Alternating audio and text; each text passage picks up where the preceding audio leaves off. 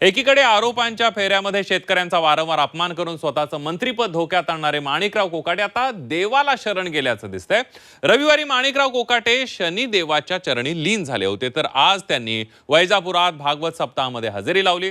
तोंडावर ताबा नसलेल्या कोकाटेंनाही देव कसा वाचवणार अशी चर्चा शेतकऱ्यांमध्ये रंगली आहे। बघूया।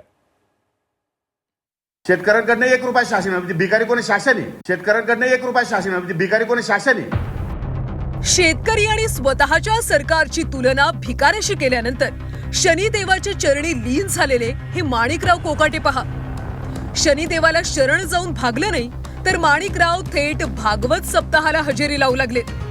माणिकराव कोकाटे मंत्री झाल्यापासून त्यांच्या बोलण्यावर ताबाच राहिलेला नाही। शेतकऱ्यांबाबत ते बोलले आणि वाद झाला नाही असं झालंच नाही। तोंड पाटीलकीमुळे वादात सापडलेल्या माणिकराव कोकाटेंचं मंत्रीपद धोक्यात आलं आणि त्यानंतर त्यांना देव आठवला। माणिकराव शनी शिंगणापूरला शनिदेवाच्या पूजेसाठी धावले। मंगळवारी अजितदादांनी मंत्रिपदाला अभय दिल्यासारखं वाटल्यानंतर वैजापूर तालुक्यातल्या शनिदेव गावात हरिनाम सप्ताहासाठी गेले। तिथेही ते भजन कीर्तनात तल्लीन झाले। मिरवणुकीच्या रथावर देखील स्वार झाले। हरिभक्तीत तल्लीन झालेल्या माणिकराव कोकाटेंना आता जंगली रमीच्या डावावर काहीही बोलायचं नाहीये। त्यांनी झालेल्या आरोपांवर बोलण्यास स्पष्ट नकार दिला। धार्मिक कार्यक्रमाविषयी सप्ताहाविषयी विचारा, इतर विषयी या ठिकाणी बोलण्याची गरज नाही, त्यामध्ये मला रस नाही। इतर विषयी तुम्हाला जर बोलायचं असेल तर आमचे मुख्यमंत्री आणि दोन्ही उपमुख्यमंत्री हे वरिष्ठ आहेत, त्यांच्याशी आपण चर्चा केली तर बरं होईल। साहेब, अजितदादांचं आपलं बोलणं झालं, आपण चर्चा केली तर बरं होईल असं मी आता सांगतो।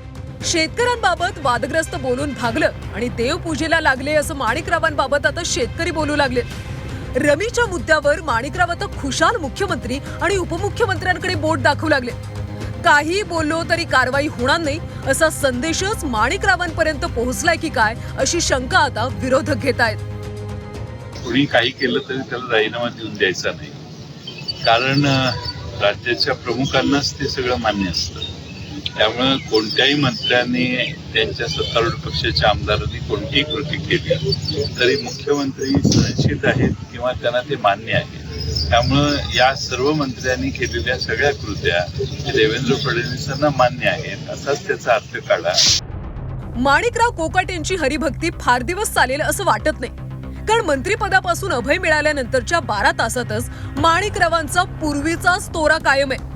अजितदादांनी झापल्याचा कसलाही लवलेश त्यांच्या चेहऱ्यावर दिसत नाही। त्यामुळे पुढच्या काळात माणिकराव पुन्हा काहीतरी वाद ओढावून घेणार नाहीत ना, याबाबत शंका व्यक्त केली जाते। सुदर्शन खिलारी, झी 24 तास, येवला।